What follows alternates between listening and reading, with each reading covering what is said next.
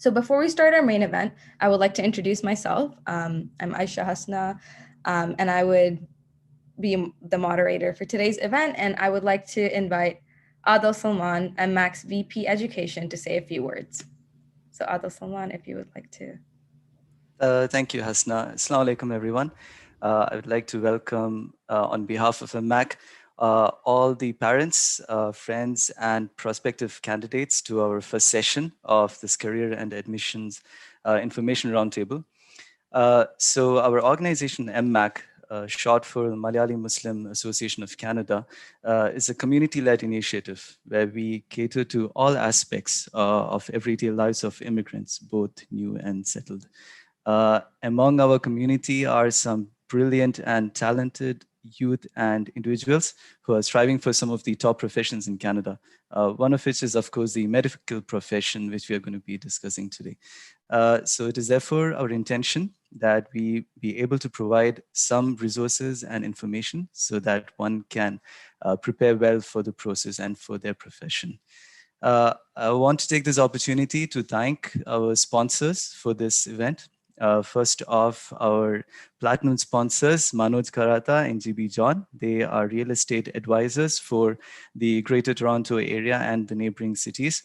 I would also like to thank our gold sponsors for the event, Prince Foods and Dr. Jamila Jeffrey of Huron Dental. For their support as well. Thanks again to our wonderful sponsors for their continued support for MMAC. So once again, welcome everyone. We hope that this session will help you or your loved one to achieve success in the pursuit of their profession. With this, I'm handing back to Hasna, who will be introducing our panelists for today and will kickstart the program. Thank you, everyone. Assalamu alaikum. Over to you, Hasna. Thank you so much for that introduction to our VP Education. So before we start, I'd just like to introduce our two amazing panelists that are with us today. So we have Shifaz Vital, who is a family medicine resident physician at London Health Sciences Center. And we also have with us Rubab Fatima, who is a fourth-year medical student at Queen's University, currently at Kingston General Hospital. And I'm just gonna let them share their inspiring medical school journeys with you. So starting off with Shifaz. If you want to start. Assalamu alaikum, everyone. Thank you for having me. As you heard, my name is Shifaz Vidal. I grew up in the town of Chatham, Ontario, which is near Windsor. And I did my undergrad in medical sciences with an honor specialization in medical cell biology at Western University. And after undergrad, I remained at Western for both medical school, and I'm still here for my residency. The path in medicine is a long one, and it's definitely not easy. For example, just this past Thursday, I was on call and I had to work for more than 24 hours straight. But medicine is also incredibly rewarding. And I was really fortunate to have a mother who's a physician. So I learned from her about both the ups and downs of the career. And because of this, the idea of going to medicine was something that I always thought about.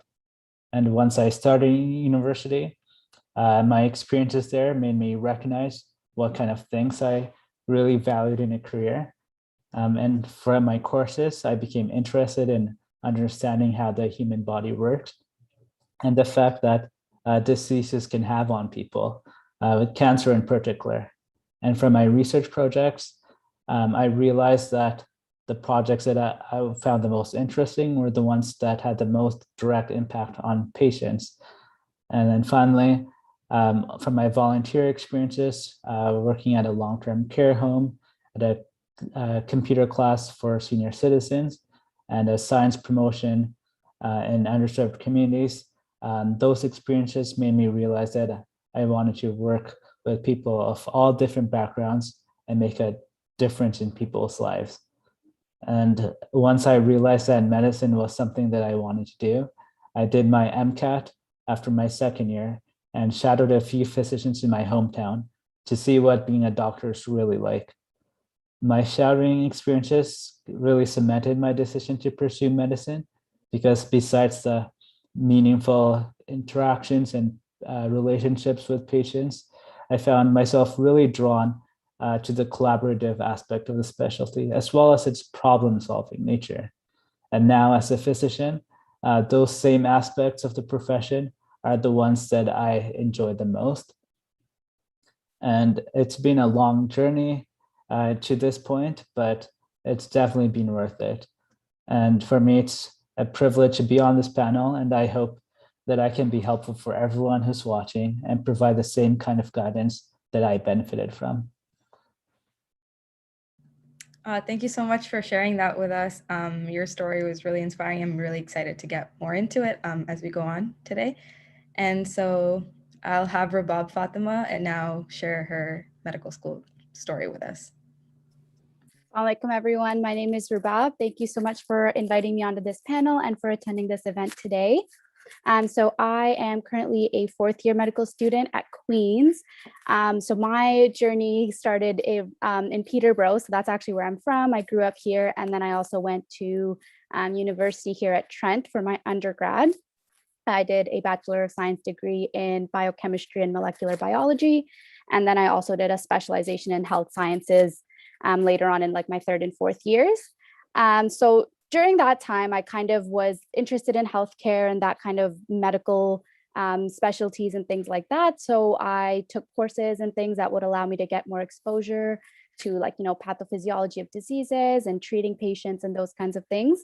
And I think I really figured that that is, you know, where hopefully my career was going to be heading, because I really enjoyed taking care of patients, really enjoyed helping people. And then, you know, more than anything, like the physiology of the human body and pathophysiology of diseases is obviously very interesting.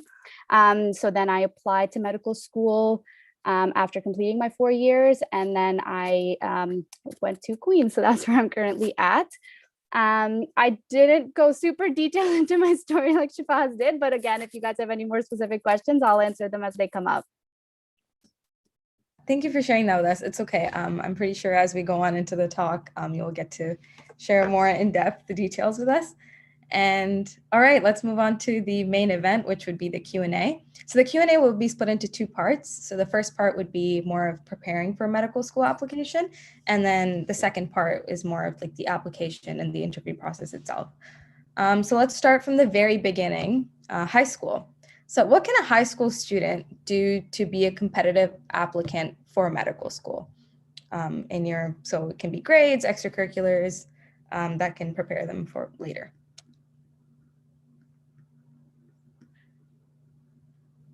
I would say as a high school student, the most important thing is to find things that you're passionate about and try to be as well-rounded as you can. And when you're in high school, your grades won't like make or break your going to medical school, because med schools won't care about what you got in your grade 11 math class or anything. But I think still doing well in high school matters, because it not only will it help you get into the undergrad program that you're interested in, but getting those grades will help you build those effective studying habits that will help you succeed in both undergrad and in medical school. So it's still important to try as best as you can, but also realize that it's not going to be the end of the road if you get a bad grade. In terms of extracurriculars, I'd say that's equally as important. And again, med school won't care about which ones you did as a high school student, but the skills and experiences that you develop in high school will allow you to bring those over to undergrad and apply for leadership roles at different clubs in undergrad. And people always want to know what are like the extracurricular experiences that will give you the best chance to get into med school. But I think instead of like going with like whatever one that are like the most stereotypical ones, just do whatever you're passionate about. Med schools really love to see passion in their applicants. So it doesn't have to be something related to medicine or science, but as long as it kind of like shows them your personality, and you're able to gain something from it, like skills or experiences that you can talk about during your interviews, that will really impress the med school application committee. Thank you. That makes sense. Varab, did you have anything to add to that? That was very comprehensive. I think most of the things I would say are pretty similar to that. So high school is kind of basically creating like the foundation for where you're going to go with the things you do in your undergrad, which are going to be ultimately what you put on your application. So high school is a time to really like explore and figure out what you like, and then pursue those hobbies and pursue those extracurriculars. Because another thing that medical schools really look at is like commitment and dedication. So if there's something that you started in high school and then you carried it on through your undergrad, that's going to be really valuable on your application. It's going to show that you're a well-rounded individual, and also that you are like have dedication to things and can stick to things as well. All right, thank you for sharing that. All right, so moving on. So you're done high school, you're thinking about uni, and there's so many options out there. So what would you say a high school student should keep in mind when choosing an undergraduate program if they are planning to go to med school in the future?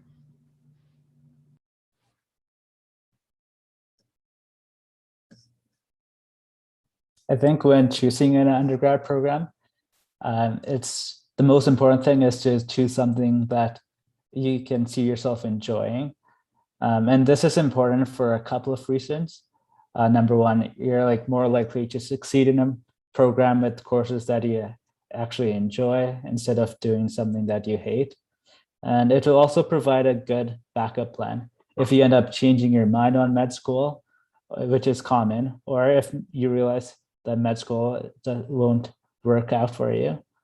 And I think there's this common misconception that you have to do a degree in medical or biomedical sciences in order to get into medical school.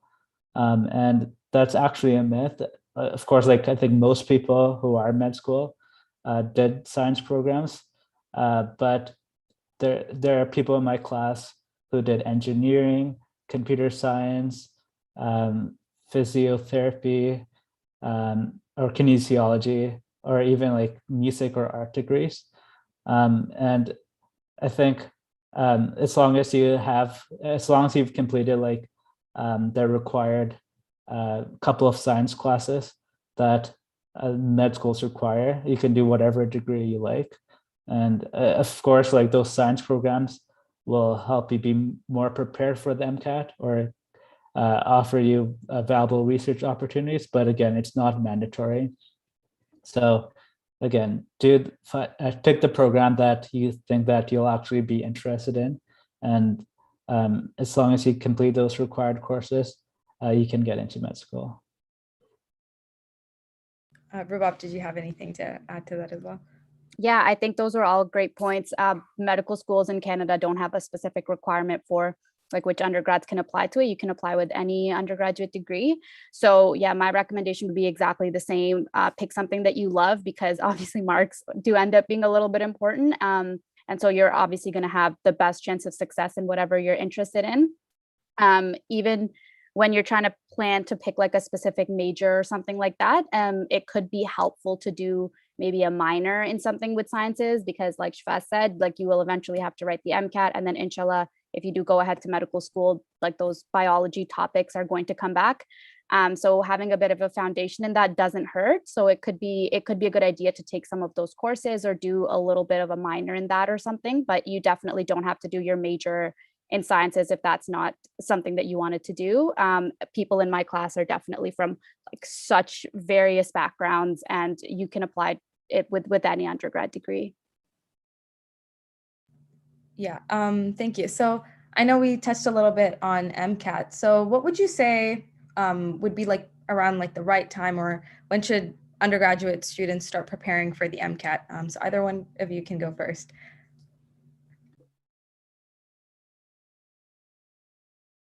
So I think most people, they write after their second year.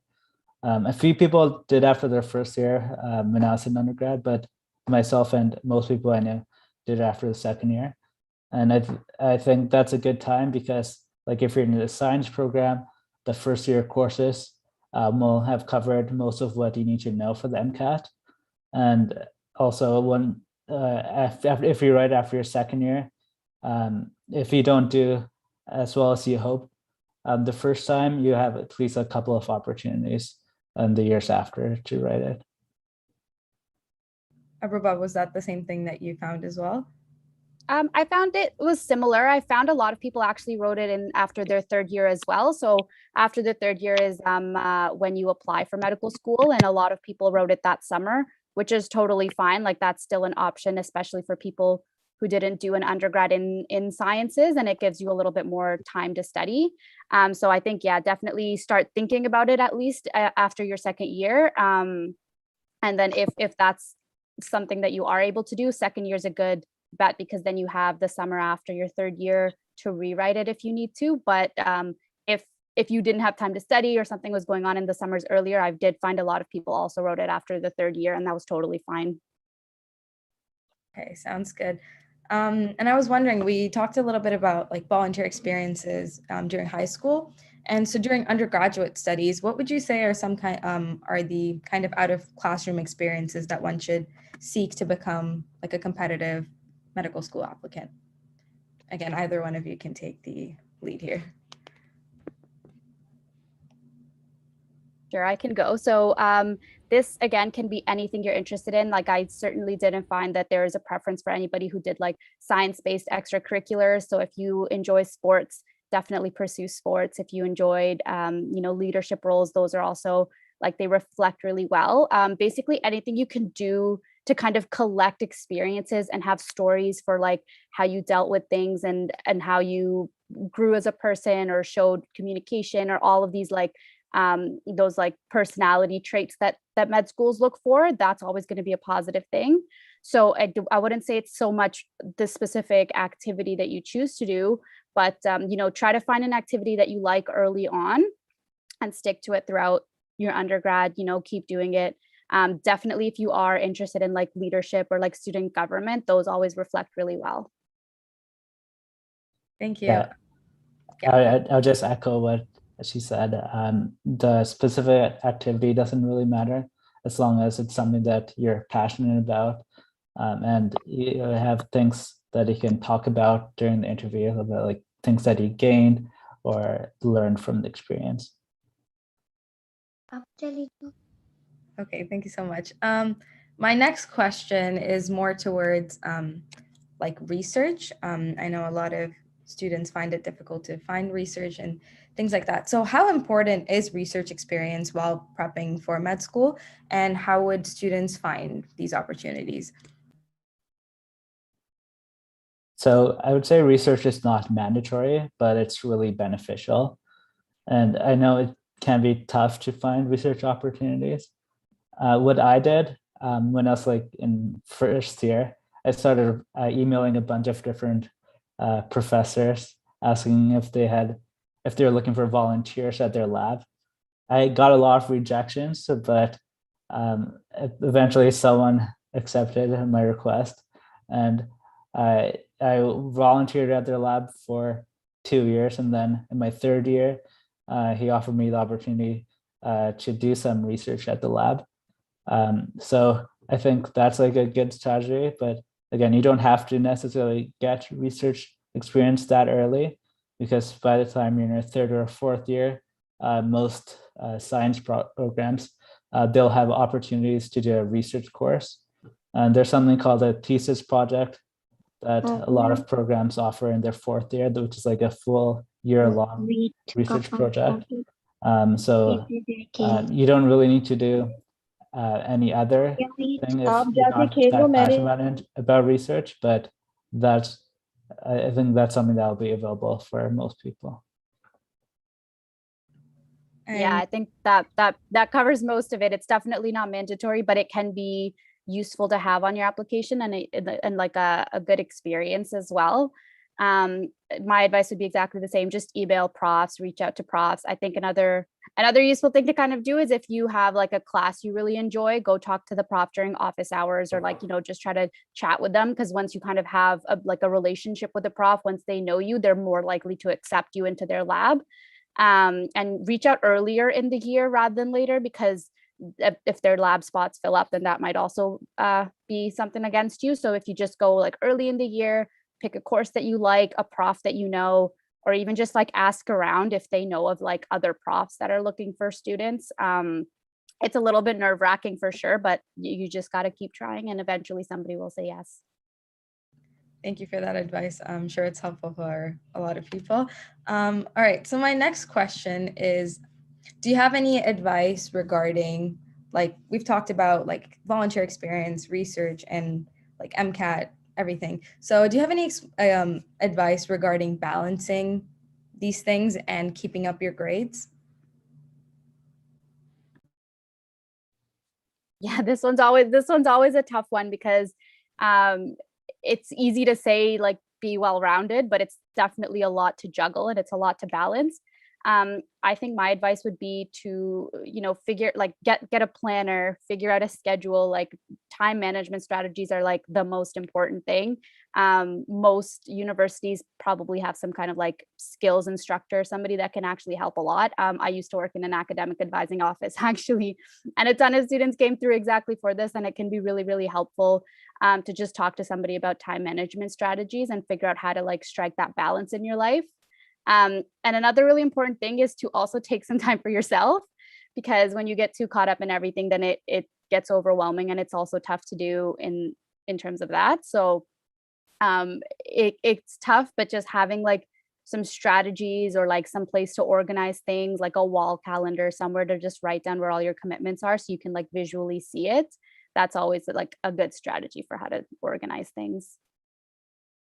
Yeah, I would agree with that. Again, juggling all that is easier said than done. But I think what's helpful is focusing more on quality rather than quantity of extracurricular activities, and especially focusing on things that you really enjoy and passionate about are the ones that will be like the most important. And I think in order to give yourself the best chance to succeed, it's important not to overstretch yourself. I think for me, what I found helpful was like setting a target for each day about what I want to accomplish, and then like recognizing that it like not putting like a very ambitious target, but having at least a couple of things each day. I think, and then doing that day by day, that all builds up. Right. I'm sure that will help me. I mean, I'm sure that'll help everyone else as well, but that was really great advice. In terms of grades, we've talked about keeping up these high grades, but what is considered like a competitive GPA for Ontario and like Canadian med schools in like your experience?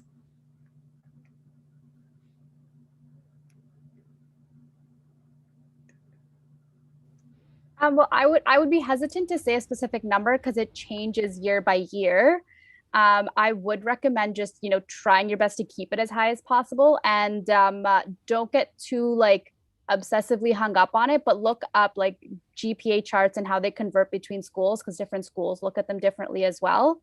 I think something that can be helpful is to look up like the trends for the recent years admission class and see what's accepted. And that can kind of be used as a guideline. Again, remember that that's not like the be all and end all. It's not like if you don't get that exact number, you won't get in. It's just kind of a guideline. It's not that marks aren't important. They are, and you should try your best to do well in your courses.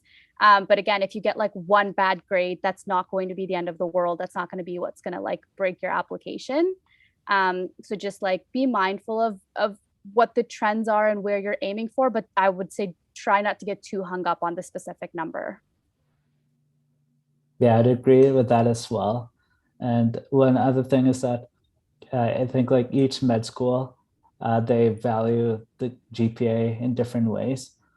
For some of them, they use like the higher GPA you have, the better chance you have of getting in. While other schools, they just have like a minimum, and then after that minimum, it doesn't matter what your GPA is. So again, like each school values the GPA differently. All right. Thank you. And so kind of going off of that and talking about courses, do you say you would need a full course load during the entire semester to be a competitive applicant in your experience? From what I remember, I think most med schools, they required like a full course load in order for your GPA for that year to count.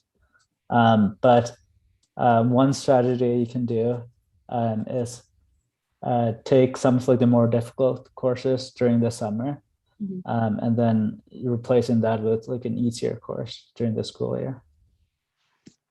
Yeah, that's exactly the advice that I would give. So since we're talking about summer courses, I was gonna ask, is part-time summer course like viewed favorably by medical schools? Like, do they consider earmarks from them? How do they view summer courses?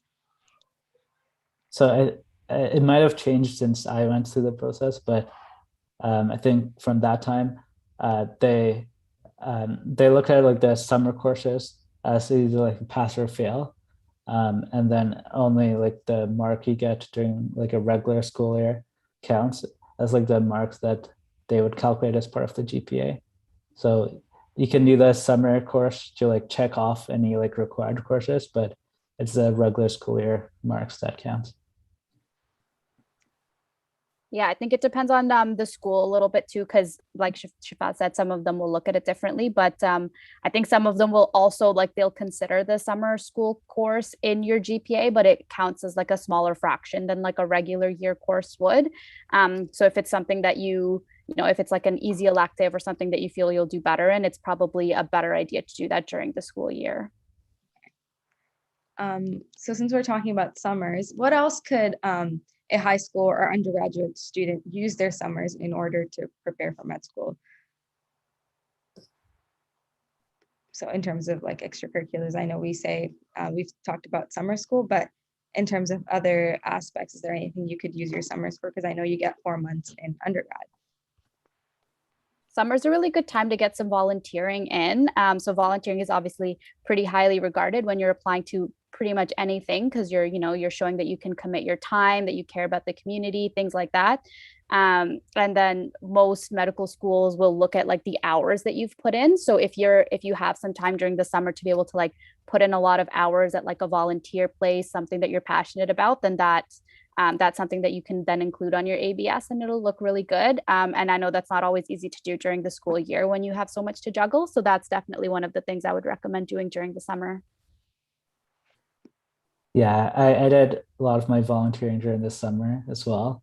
You can also try to find some research projects, but again, I think it's people typically do their research during the school year, and of course, it's definitely beneficial to find some opportunities to do extracurriculars during the summer, but it's also important to be able to find some time for yourself as well to relax so you don't get burned out during the school year. All right, thank you. And so I know we like stray away from like talking about specific numbers, but do you have any insider info on how like different schools look at MCAT like scores? I know they don't give a specific cutoff for each, but what would you say should be like the ballpark one should be aiming for?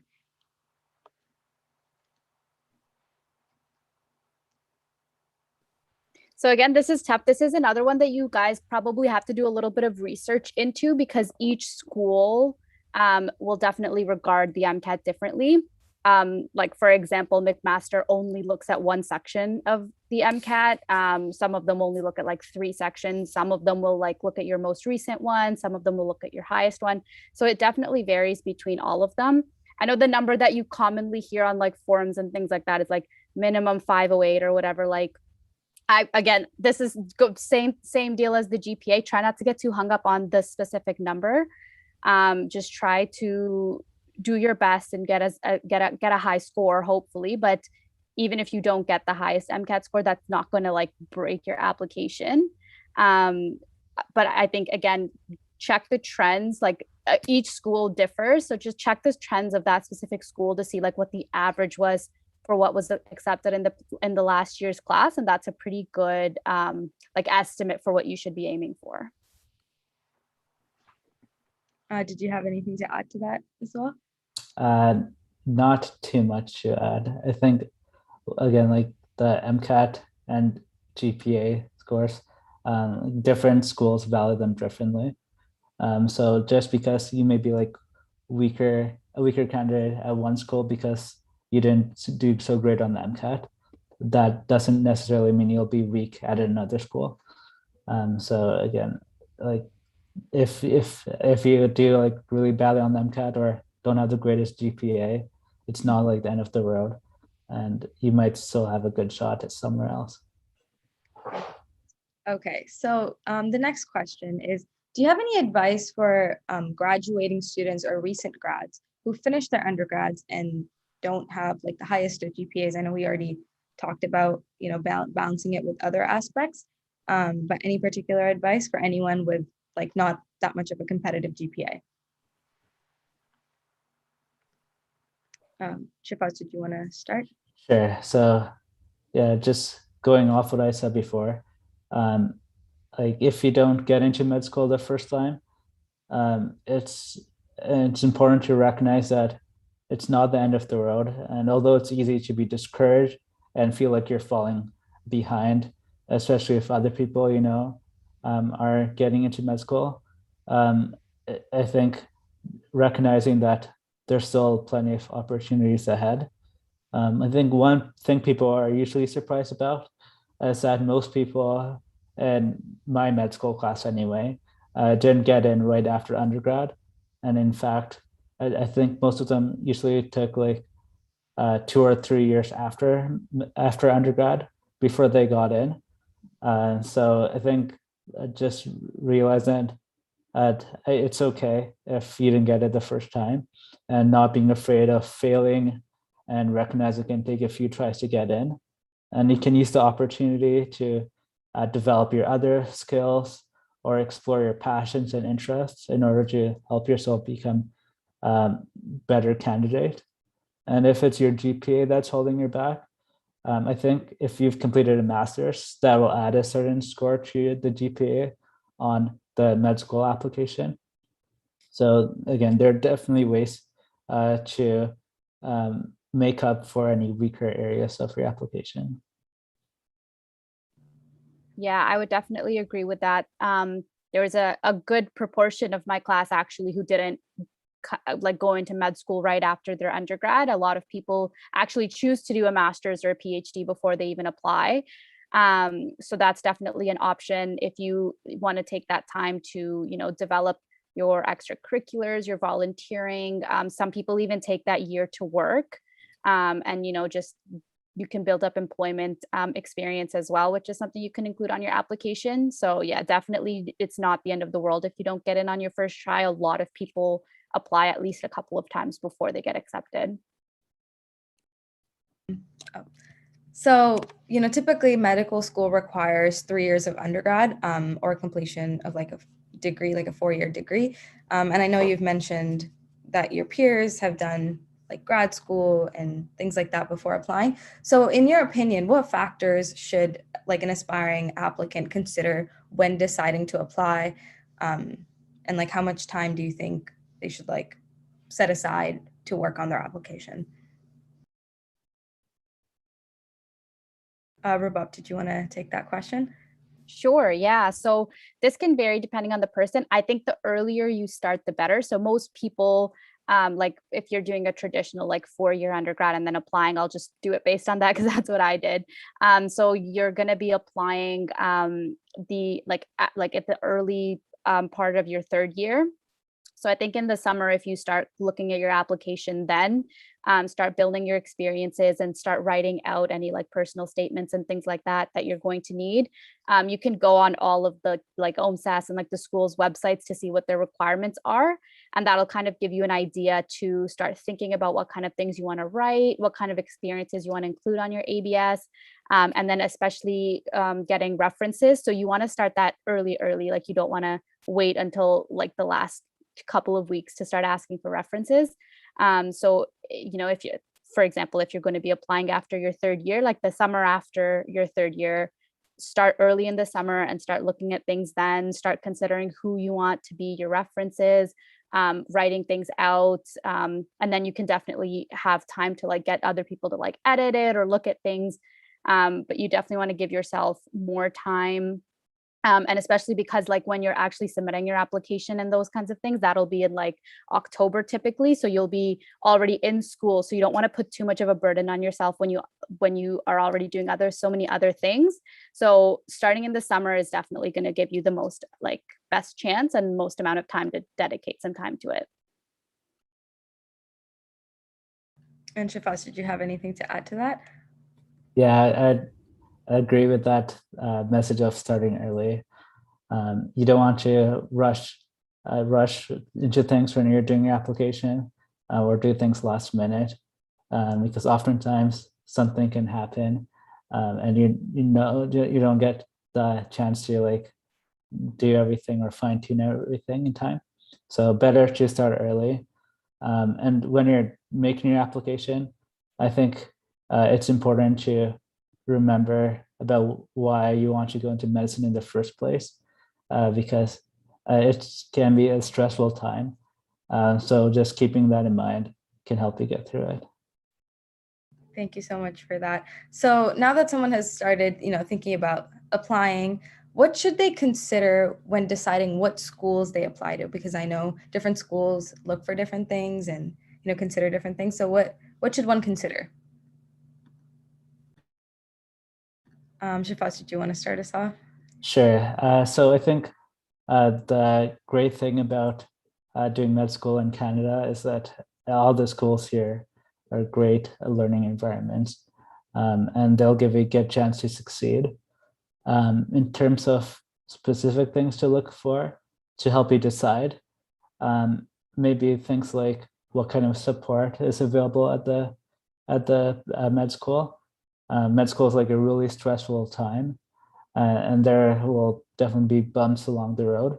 So knowing that they have a support system in place or resources that you can access when you do run into a tough time can be really helpful. Another thing to look into is the match rate of the medical school. It's not like the be all or end all, but it's a good indicator of seeing how successful the applicants are and getting into the programs that they're looking for. Like there are so many different factors that will affect the match rate, but it will give you just like a rough indicator. And then a third thing to look into is kind of like the focus of the program. So although all the programs are really great, each of them have kind of like their own focus. So at Western, they have a bit more emphasis on rural medicine, especially in the Southwestern Ontario compared to some other ones, while Toronto has more of a focus on academic medicine. So just doing research into that and seeing if there's anything that kind of like fits into what you see for yourself can be helpful as well. Thank you. Rubab, did you have anything to add to that?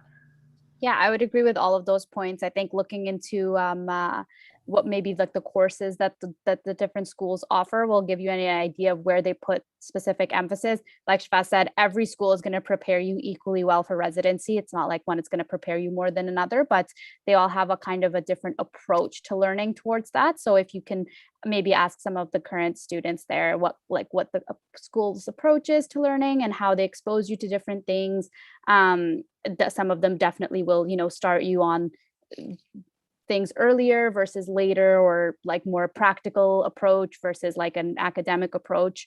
And those can make a bit of a difference when you're trying to decide where you want to go. And then the other one Shafaz mentioned that I think is a really important one is the support system at each school, because things can get tough and you want to go to a place where they're going to be able to support you and give you a helping hand when you need it. But at the end of the day, all med schools in Canada are like at an equal level and they're all going to prepare you equally well for residency. So anywhere you go, you're going to be successful, inshallah. Inshallah. All right. So we're almost at the end of our first part of questions. So I would like to conclude off with, so do you have any like general advice for any like aspiring high school or undergraduate students? that you haven't mentioned already? Rabab, you can start it off. Sure. I think this isn't exactly new. We have mentioned it a couple of times, but for sure, do what you love first and foremost. It is a long road and it can get tough, but if that's what you really love to do, then it's going to be the most rewarding thing and it's going to be a ton of fun. So, at any point, you just want to make sure that you're doing what you love and you're happy doing it. And even all of the experiences that you're using to build up your application, you want to make sure you're doing them because you want to. You're doing them because you love to do them. You're doing them because you love to give back to the community or you love to study that subject, and not because this is what the medical school wants me to do, so this is why I'm going to do it. And I think that isn't that advice won't only ensure that you're happy doing what you're doing, but it is what's going to make you the most successful, because when you're doing something that you love, then you'll be able to put all your passion and dedication behind that. So just always make sure that you're doing what you love to do and what speaks to your heart, and that's always going to be the best bet. Shifas, did you want to add on to that as well? Yeah, my message would be very similar. Do what you love, but also recognize why you want to go into medicine in the first place, and keep that in mind, especially when you go through those tough times. I think as rewarding as medicine can be, it's such a long journey to get there, and it can be really stressful. So having that passion and those reasons will help you get through it. And as Rubab said, if you don't do the things that you're interested in and you actually are passionate about, then it's hard to be able to continue to do those things that for that long time you need to do in order to get through med school and into medicine.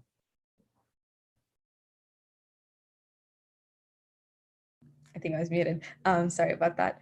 So that was great. Thank you so much for that. So that kind of concludes the first part of our Q&A. So before moving on into the second part of questions, I'd just like to go over the overview of the medical school process and kind of also give you guys a break from talking a little bit.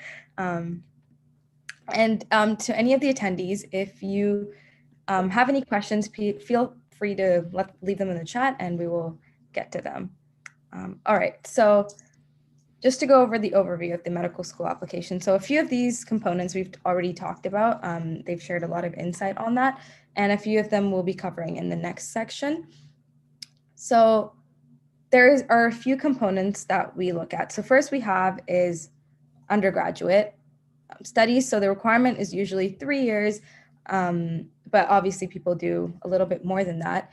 And depending on the school that you do decide to apply to, the required courses can be a little different, and what's considered a competitive GPA and how the GPA is weighted can also be a little different. And just to give you an idea of what is considered a competitive GPA, most schools ask for, most schools say the cutoff is like a 3.7 or above, but the average GPAs of accepted applicants can be higher, closer to a 3.9. And the next component we look at is standardized tests. And the most common one that we usually see students prepare for is the MCAT, which is the knowledge-based test that students usually take 3-4 months to prepare for. And to give a ballpark of score for this one, the lowest mark that you think you can get is a 472, and the highest is a 528. And then I think the other test that a lot of schools are now requiring is the Casper test. I know McMaster weighs this one really highly, and a lot of schools are starting to look more and more for this. And students also prepare for this one, but it is not a knowledge-based test. It's more of a judgment, they'll give you a sort of situation and then see how you react to it. And so students do prepare for it, just not in the same way as they would do for MCAT. So that is more of the academic side of things. And now if we look at extracurriculars, how that is assessed is through the autobiographical sketch, which consists of, I think it's around 32 slots. And you fill it up with your research, extracurriculars, awards, any work experience you have, volunteer experiences. And the more you can fill out, I guess, the better. But then there's also quality over quantity. And you would need a verifier for each of these experiences. And then the next component that people typically look at is essay questions / personal statements. And these may require you to go more in depth into some of the experiences that you mentioned in your ABS. And the last component is references. And generally OMSAS, which is the site you apply through, asks for 3. One can be academic or employment related, one can be non-academic, and then one is to your choosing. So although all these components are important, it is not to say that all of them need to be perfect. It is best to make sure that if you're lacking in one component, you kind of make up for it with the others. And obviously everything is subjective. Everyone's experience is different. This is just more of like the majority / the usual component / criteria that people look for. All right, I guess now can move into part B of our section. And if I did say something and you guys wanted to correct it, please go ahead. But I'll be moving on into questions. So the first question I have is about the autobiographical sketch. So do you have any tips to build a well-balanced ABS? Either one of you can take it.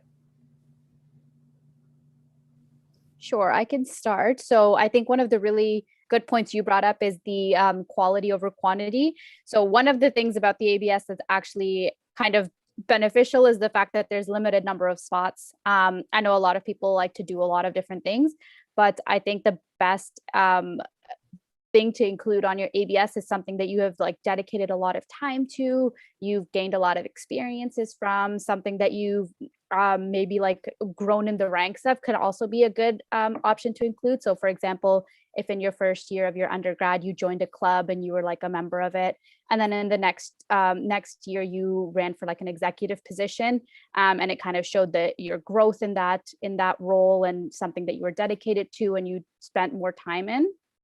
So I think picking things that you spent more time in, picking things that you've that kind of speak to you a little bit. So stuff that you really enjoyed doing, stuff that hobbies that you preferred. It'll help the medical schools kind of get an idea of who you are as a person and help you stand out as an applicant. And again, these definitely don't have to be healthcare or science or medicine related at all.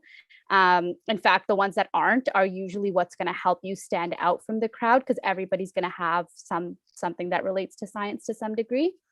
So picking ones that are varied, that are unique, that speak to you, and ones that you've spent a lot of time in. Thank you. And Shifaz, did you have anything to add as well? Yeah, just going along with that. So med schools, they don't expect everyone to be the cookie cutter personality. They want to see individuality and things that different people are passionate about. So don't be afraid to talk about those things or include those things in your ABS. And I also like what he said about quality over quantity. So if you can show them that what you've gained from each experience, or the skills that you've developed, I think that will go a lot further than having a bunch of different things. And the other thing is that with the ABS, there's a word limit. So you have to kind of learn to be concise and for each description. But I think that also shows that they don't expect you to be able to talk so much about it. So just recognize, or don't feel too pressured or stressed to be able to really sell each activity. And again, it's more about showing them who you are through all the different experiences that you've been involved with. All right, thank you so much. So my next question is, what factors did you consider or should consider when choosing a reference or a referee? Shifaz, you can start us off. Sure. So when choosing a referee, I think it's helpful to have a variety of different referees. So have referees who have seen you in different roles, whether it's research, volunteering, or leadership. And the person who you should pick should be someone who could really speak about your qualities or your personality. And it's ideally someone who you've worked with for like a prolonged period of time, like at least a year.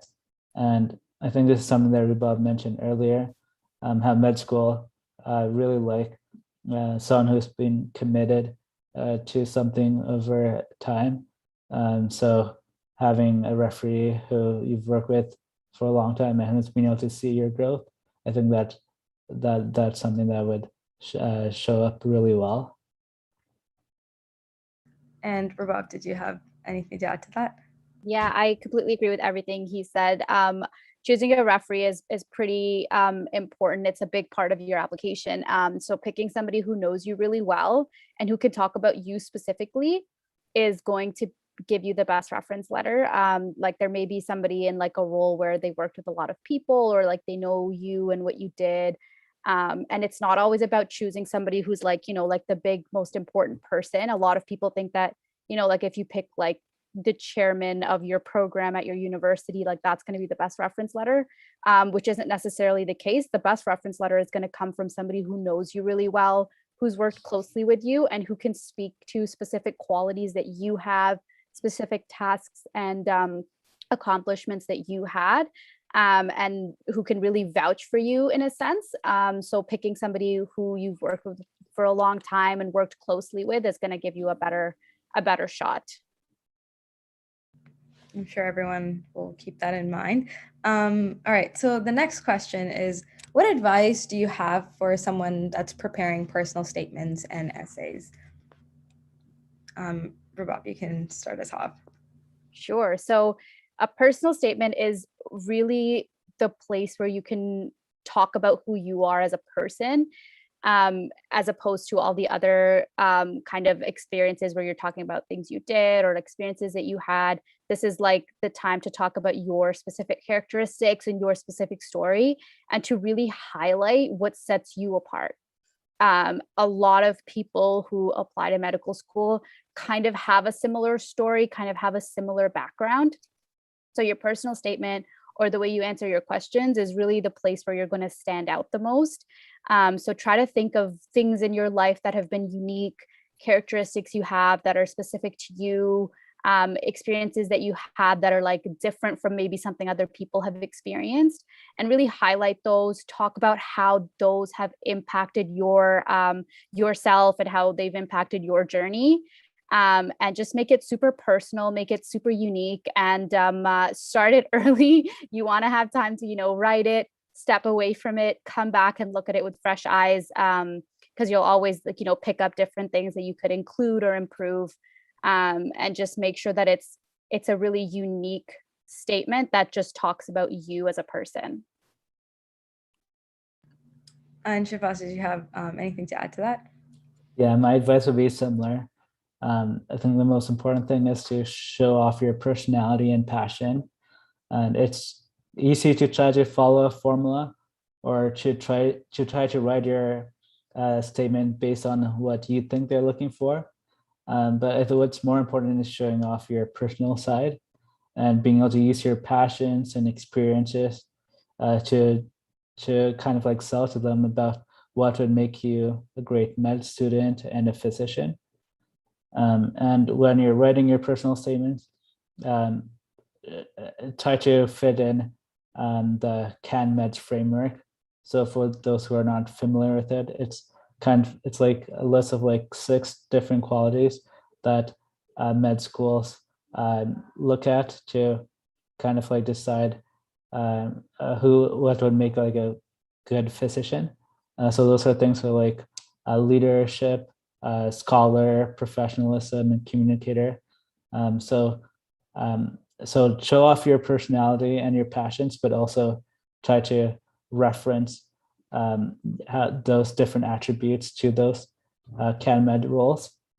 And then in terms of just like making it the best statement that you can, try to get it edited by multiple people.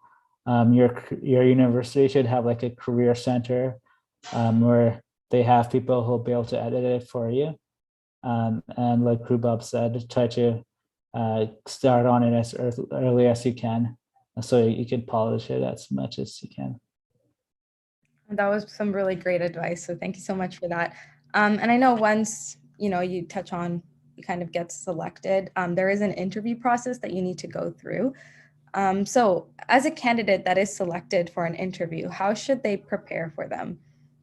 Rubab, I think you can start us off. Sure, no problem. So the interview process is something that you definitely have to do a little bit of research on. So each school has a different procedure for what they do for their interviews. Some will do like a panel interview, some will do like an MMI based. There's different formats to the interview. So I think like when you get your interviews, inshallah, then you can kind of do a little bit of research to which specific schools do what format, and then prepare based on that. It can vary a lot, but for example, for like a panel style interview, a lot of it is a very personal question. So they'll be asking about you, about your specific experiences. This is kind of similar to like a job interview type style. So kind of have a bank of experiences that can apply to different questions.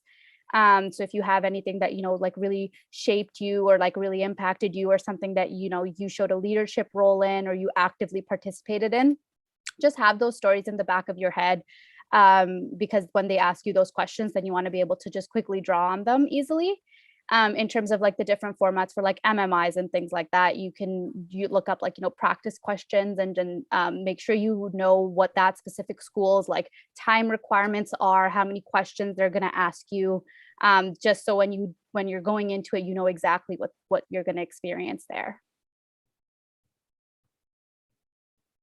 Shifaz, do you have anything to add to that? Yeah, so again, what Rubab said is really helpful. And I think each med school has their own self-interviewing, and that requires its own strategy. I think when answering an interview question, generally, there's something called a STAR format. And that's like a good way to describe about your experiences. And that's in for like situation, task, action, and result. So I think that provides like a good framework in answering questions. And in order, in terms of like preparing for the interview, I think it's helpful to practice with as many different people as you can, and so that you can get used to different types of questions and get different feedback from people. And don't be afraid to access any resources that are available. There are a lot of free ones, and your university will have free interview resources as well. So I think like my main message here is try to get as much as practice as you can, and be as prepared as you can for any type of question. All right. So this is kind of like an additional question to this. I know like med school interviews, like a lot of us aren't familiar with it. So if you are comfortable, what was your interview experience like, and how did that go for you? Either one of you can start us off. So I guess for me, all my interviews were the panel interviews. And one thing that I was surprised to realize when I went through them is that like the interviewers, they tended to be like pretty friendly, and they try to focus more on creating a field where it's more of a conversation rather than like an interview. So at Western especially, it felt like they're more interested in getting to know you than trying to grill you or poke holes in anything. So I think realizing that will help you like not be as stressed during the interview. And in terms of the interview questions themselves, it's like a mix of like questions asking about who you are, and about why you want to go into medicine, and also there's some like ethics questions, and asking you about certain experiences or what you do in certain situations. That's really great to know. Rabab, did you want to share? Sure, yeah. So I had MMI and panel for during my interview experience. And like I mentioned earlier, you kind of have to prepare for both of them very differently. The panel interview is definitely very much like a conversation where they're trying to get to know you. So you definitely want to talk about your experiences and those kinds of things, but less so about what specifically you did or what organization you were part of, but more about how it shaped you or what you brought to the table. Definitely have answers for why you're interested in medicine and what your personal journey is and what your reasons are for being like passionate and dedicated to this field. In terms of MMI questions, those are like a little bit different than the kind of questions you would get in a panel. So these are typically impersonal in terms of they're not asking about you specifically, but the way that they're structured, they ask, the way that they're asked, it kind of gets to know you a little bit as well. So definitely practice for MMIs. Like the best thing you can do for yourself is, get a buddy, look up some practice questions and just get into the groove of coming up with answers on the spot, having some experiences that you can draw on for specific things.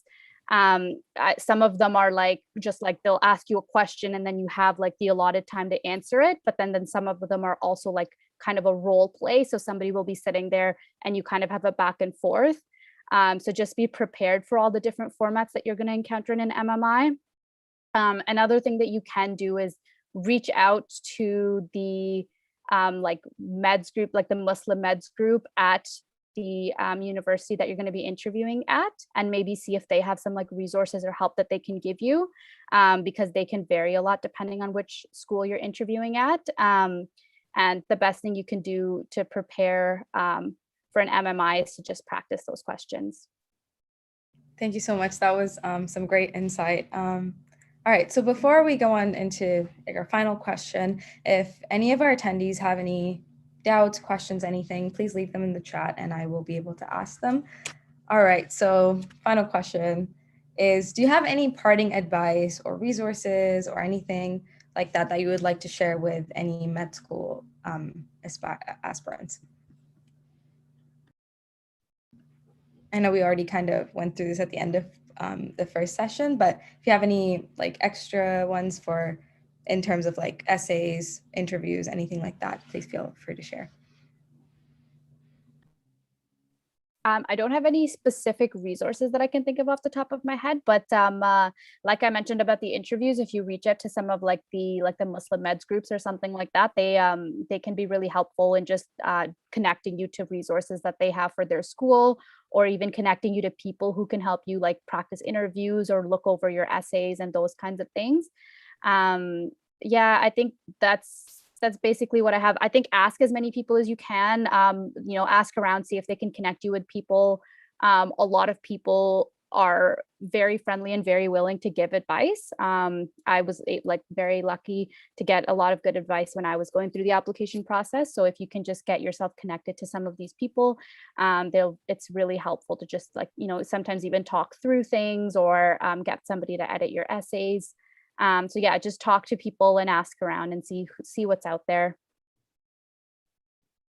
Shafaz, did you have anything to share as well? Yeah, my advice would be something similar.